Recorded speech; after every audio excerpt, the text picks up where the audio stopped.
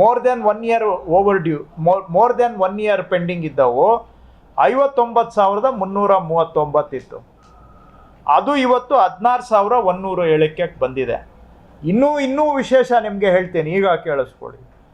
ಈ 62,000ದಲ್ಲಿ 5 ವರ್ಷಕ್ಕಿಂತ ಅವಧಿ ಮೀರಿದಂಥ ಪ್ರಕರಣ 32,787 ಇತ್ತು. AC ಕೋರ್ಟಿಗೆ ಕಾನೂನಲ್ಲಿ ಕೊಟ್ಟಿರೋದು 6 ತಿಂಗಳ ಅವಧಿ. 5 ವರ್ಷ ಮೀರಿ ಬಾಕಿ ಇದ್ದಂಥ ಕೇಸು 32,787 ಇತ್ತು. ಆ 32,000 ಇವತ್ತು 4,977ಕ್ಕೆ ಇಳಿಸಿದ್ದೇವೆ. 32,787 ಇದ್ದಿದ್ದು 5 ವರ್ಷಕ್ಕಿಂತ ಮೀರಿದ್ದು 4,977ಕ್ಕೆ ಇಳಿಸಿದ್ದೇವೆ. ಪ್ರಯಾರಿಟಿ ಇದಕ್ಕೆ ಕೊಟ್ಟಿದ್ವಿ. ಸೊ ಇನ್ನು ಬಾಕಿ ಒಟ್ಟು ಏನಿದೆ ಅವಧಿ ಮೀರಿದಂಥ ಕೇಸು 20,000, ಇದನ್ನು ಕೂಡ ಇನ್ನು ಬರುವ ಒಂದು 4 ತಿಂಗಳು ಒಳಗಡೆ ಆಲ್ಮೋಸ್ಟ್ ಇದನ್ನು ನಿಲ್ ಮಾಡಬೇಕು ಅಂತ ಟಾರ್ಗೆಟ್ ಇಟ್ಕೊಂಡು ನಿಮಗೆ ಗೊತ್ತಿರೋ ಹಾಗೆ ಒಂದು 19 ಸ್ಪೆಷಲ್ ACಗಳನ್ನು ಅಪಾಯಿಂಟ್ ಮಾಡಿ ಕೇಸ್ ಡಿಸ್ಪೋಸಲನ್ನು ಮಾಡಿಸ್ತಾ ಇದ್ದೇವೆ. ಸೊ ದಟ್ ಜನ ನಮ್ಮ ಕಚೇರಿಗಳಿಗೆ ಅಲಿಯುವಂಥದ್ದು ನಿಲ್ಲಬೇಕು ಅಂಥೇಳಿ. ಆಮೇಲೆ ಅವರು ಇದು ಎಲ್ಲ 5 ವರ್ಷ 10 ವರ್ಷ 12 ವರ್ಷ ಬಾಕಿ ಇದ್ವು, ಅಂಥವುಗಳನ್ನೆಲ್ಲ ಹುಡುಕಿ ಈಗ ನಾವು ವಿಲೆ ಮಾಡುವಂಥದ್ದು ಮಾಡ್ತಾ ಇದ್ದೇವೆ. ಸೊ ಇದೂ ಕೂಡ ಆದಷ್ಟು ತ್ವರಿತವಾಗಿ ಬ್ಯಾಲೆನ್ಸ್ ಇರ್ತಕ್ಕಂಥವು ವಿಲೆ ಮಾಡಬೇಕು ಅಂತ ಹೇಳಿದ್ದೇನೆ. ಇಷ್ಟು ಕೆಲವೊಂದು ವಿಷಯಗಳು ಮಾತ್ರ ತಮ್ಮ ಜೊತೆಗೆ, ಇನ್ನೂ ಉಳಿದಿದ್ದ ಎಲ್ಲ ಸಬ್ಜೆಕ್ಟು ರಿವ್ಯೂ ಮಾಡಿದ್ದೇವೆ, ಮಾಡಿದ್ದೀವಿ. ಹೌದು ಸರ್, 62,000 ಬಿಟ್ಟಿದ್ರು ಸರ್, ಒಳ್ಳೆ ಕಥೆನೇ. ಅದು ಆವಾಗ ಯಾಕೆ ಕೇಳಲಿಲ್ಲ? 62,000 ಕೇಸು ಟೈಮ್ ಬಾರ್ ಆಗಿದ್ದನ್ನು ಇವತ್ತು ಇನ್ನೂ ಆಗಿಲ್ಲ ಅಂತ ಹೇಳ್ತಾ ಇದ್ದೀರಿ. 62,000 ಇದ್ದಿದ್ದು 20,000ಕ್ಕೆ ಇಳಿಸಿದ್ದೇನೆ. ಹೌದು, ಸ್ಪೆಷಲ್ ಹಾಕಿದ್ರಿಂದನೇ ಕಮ್ಮಿ ಆಗಿದ್ದು. ನಾನು ನಿಮ್ಗೆ ಕೇಳೋ ಪ್ರಶ್ನೆ ನಿಜವಾಗೂ ನನಗೆ ಅರ್ಥ ಆಗ್ತಾ ಇಲ್ಲ, ತಾವೇನು ಹೇಳ್ತಾ ಇದ್ದೀರಿ ಅಂತ. ದಯವಿಟ್ಟು ಕ್ಷಮಿಸಿ ನನಗೆ. ಆ 19 ಸ್ಪೆಷಲ್ AC ಹಾಕಿದ್ದಕ್ಕೆ 60,000 ಇದ್ದಿದ್ದು 20,000ಕ್ಕೆ ಬಂದಿರೋದು. ಹಂಗಾದ್ರೆ ಇವಾಗ ಹೆಂಗಾಗ್ಬಿಡ್ತು? ಅಲ್ಲ, ಈಗ ಹೆಂಗಾಗ್ಬಿಡ್ತು? ಅಲ್ಲ, ಬರ್ಡನ್ ಜಾಸ್ತಿ ಆಗಿದ್ರೆ 62,000 ಇದ್ದಿದ್ದು ಈಗ ಹೆಂಗೆ 20,000ಕ್ಕೆ ಬಂತು? ಈಗ ಯಾರು ಹೇಳೋರಿಲ್ಲ, ಕೇಳೋರಿಲ್ಲ. ಯಾಕ್ರಿ ಈಗ ಪೆಂಡಿಂಗ್ ಇಟ್ಟಿದ್ದೀರಿ ಅಂತ ಕೇಳಿದ್ರೆ ಕೆಲಸ ಆಗುತ್ತೆ.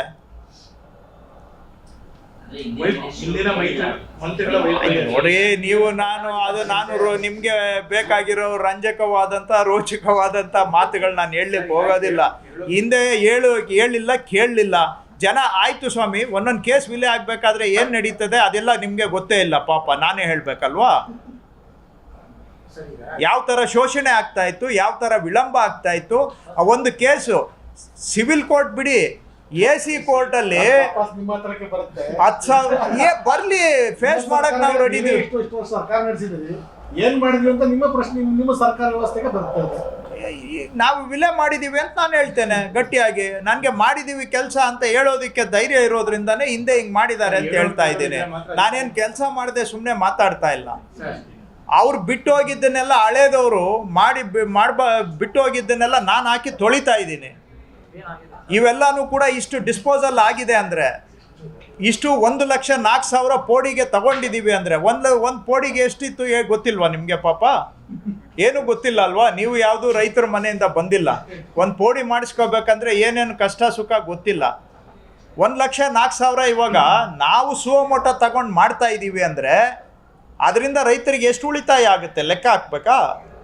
ಇದು ಅಷ್ಟೇ. ಒಂದೊಂದು AC ಕೋರ್ಟ್ ಕೇಸ್ ಹೊರಗಡೆ ಬರಬೇಕು ಅಂದರೆ 5 ವರ್ಷ, ಏನೂ ಬೇಡ, ಲಾಯರ್ ಫೀಸ್ ತಗೊಳ್ಳಿ. ಒಂದು ಇಯರಿಂಗೆ 3,000 ರೂಪಾಯಿ, 5,000 ರೂಪಾಯಿ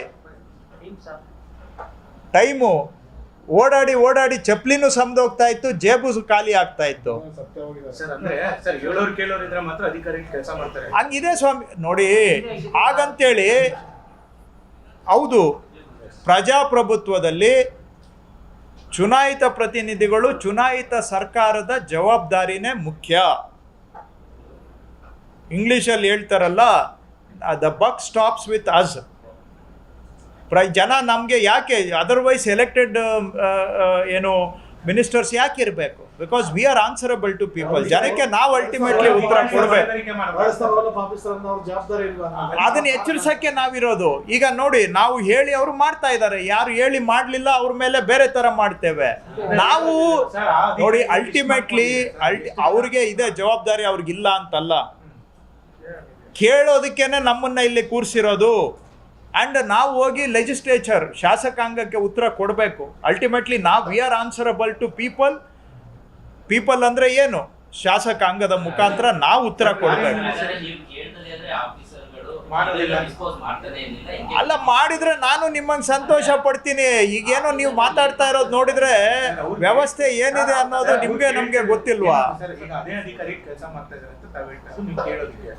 ಹಿಂದೆ ಯಾರ್ಯಾರು ಕೇಳಿಲ್ಲ ಅವ್ರನ್ನ ಲಿಸ್ಟ್ ಮಾಡ್ಕೊಂಡಿದ್ದೀರಾ ಅಂತ, ಅದು ಇಂಪಾರ್ಟೆಂಟ್ ಆಗುತ್ತೆ. ಈಗ ಹಿಂದೆ ಅಲ್ಲ, ಈಗ ಅವರೇ ಅಧಿಕಾರಿ ಇದ್ರೂ ಕೂಡ ಮಾಡ್ತಾ ಇದ್ದಾರೆ. ಅಧಿಕಾರಿಗಳು ಅವರೇ ತಾನೇ. ಇಲ್ಲಿಂದ ಅಲ್ಲಿಗೆ ಹಾಕ್ಬೋದು, ಅಲ್ಲಿಂದ ಇಲ್ಲಿಗೆ ಹಾಕ್ಬೋದು. ಅದೇ ಸರ್, ಅಧಿಕಾರಿಗಳ ಲಿಸ್ಟ್ ನಾವು ಮಾಡ್ಕೊಂಡಿದ್ದೀವಿ ಸರ್. ಇಂಥ ಒಂದು ಪ್ರಕರಣದಲ್ಲಿ ಎಷ್ಟು ಅಧಿಕಾರಿಗಳ ಮೇಲೆ ತಾವು ಕ್ರಮ ತೆಗೆದುಕೊಂಡಿದ್ದಾರೆ ಸರ್? ಬರೀ ನೋಟಿಸ್ ಇಶ್ಯೂ ಮಾಡೋಂಥದ್ದಲ್ಲ, ಸಸ್ಪೆಂಡ್ ಮಾಡ್ತಕ್ಕಂಥದ್ದು ಅಂಥದ್ದೇನಾದ್ರೂ ಮಾಡಿದ್ದೀರಾ? ನೋಡಿ, ಅನಿವಾರ್ಯ ಬಂದಾಗ ಅದು ಮಾಡ್ತೀವಿ, ಮಾಡದೆ ಏನಿಲ್ಲ. ಇತ್ತೀಚೆಗೆ ನಿಮ್ಮಲ್ಲೂ ಕೆಲವೆಲ್ಲ ಪ್ರಕರಣಗಳು ವರದಿ ಆಗಿದೆ, ನಾವೇನು ಸುಮ್ಮನೆ ಬಿಟ್ಟಿಲ್ಲ.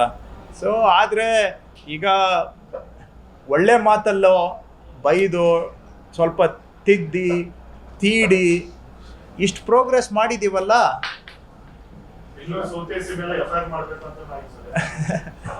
ಇರಲಿ, ಅವ್ರ ಮೇಲೆ ನೋಡಿ, ಇವರು ಅವರು ಅಂತ ಅಲ್ಲ, ಯಾರೇ ಆಗಲಿ ಒಳ್ಳೆ ಮಾತಿಗೆ ಸ್ಪಂದನೆ ಕೊಟ್ಟು ಸುಧಾರಣೆ ಆಗಿ ಹಿಂದೆ ಏನು ಮಾಡಿದ್ದಾರೆ ಅನ್ನೋದು ನಾನೇನು ಅದನ್ನು ಕಂಪ್ಲೀಟ್ಲಿ ನಾನು ಅದನ್ನು ಕೈ ಬಿಡ್ತಾ ಇಲ್ಲ. ಆದರೆ ಇವತ್ತು ಜನಪರ ಕೆಲಸ ಮಾಡಿ ಅಂತ ನಾವು ಹೇಳಿದಾಗ ಸುಧಾರಣೆ ಆಗಿ ಮಾಡಿದರೆ ಅವ್ರಿಗೆ ನಾವೆಲ್ಲ ರೀತಿ ಗೌರವ ಕೊಡ್ತೇವೆ.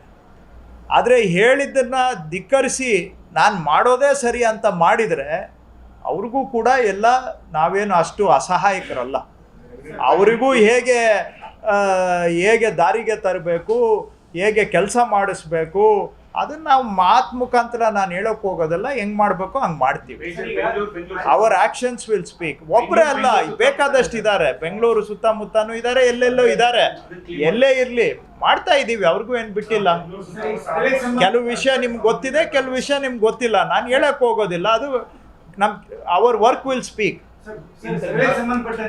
ಕರೆಕ್ಟ್. ಸಂಬಂಧಪಟ್ಟಂತೆ ಕಾಲಮಿತಿಯವರಿಗೆ ಅರ್ಜಿಗಳು ಕೊಟ್ಟರೆ ಸರ್ವೆ ಆಗ್ತಾ ಇಲ್ಲ. ಲಿಮಿಟೆಡ್ ಪೀರಿಯಡ್ ಆದ ತಕ್ಷಣ ಅದು ರಿಸಲ್ಟ್ ಆಗಿಬಿಡ್ತದೆ. ಮತ್ತೆ ಹಾಗೇನು ಮತ್ತೆ ಸರ್ವೆ ಗತಿಸಿದ್ರು, ಇದರಿಂದ ಪ್ರಾಬ್ಲಮ್ ಆಗ್ತದೆ. ನೋಡಿ, ನೀವು ಕೇಳಿದ್ದಕ್ಕೋಸ್ಕರ ಹೇಳ್ತಾ ಇದ್ದೀನಿ, ನಾನು ಹೇಳಕ್ಕೆ ಹೋಗಲಿಲ್ಲ. ಹಿಂದೆ ಸರ್ಕಾರದಲ್ಲಿ ನನ್ನ ಹತ್ರ ಡೇಟಾ ಇದೆ.